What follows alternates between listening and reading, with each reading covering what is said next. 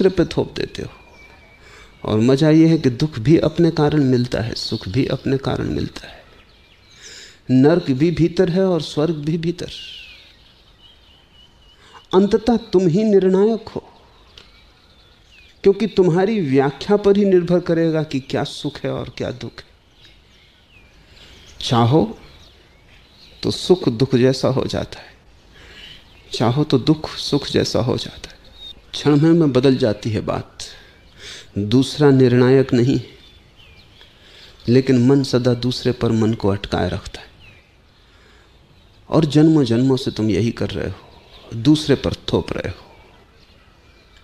फिर तुम स्रोत को नहीं पाते, पा नहीं सकते, क्योंकि जहां से सुख दुख उठते हैं वहां नजर ही नहीं।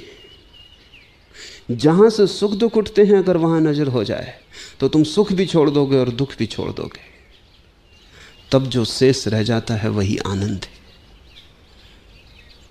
तब जो सुगंध तुम्हें मिलेगी,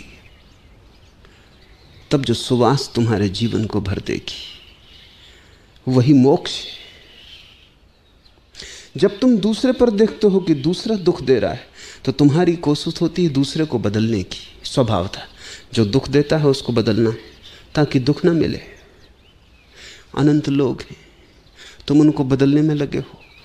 पति पति को बदल रही है, पति पत्नी को बदल रहा है, बाप बेटे को बदल रहा है, बेटा भी कोशिश में लगा है कि बाप को बदल दे, मित्र मित्र को बदल रहे हैं, सब एक दूसरे को बदलने में लगे। दूसरे को तुम कैसे बदल सकते हो? दूसरा स्वतंत्र है, उसकी अपनी नियति है, दूसरे का अपना आधार है, अपना केंद्र है, दूसरे का अपना स्रोत है जहां से उसके मनोभाव उठते। तुम दूसरे को नहीं बदल सकते। तुम अगर किसी को बदल सकते हो तो स्वयं को, लेकिन वहां तो नजर ही नहीं। मन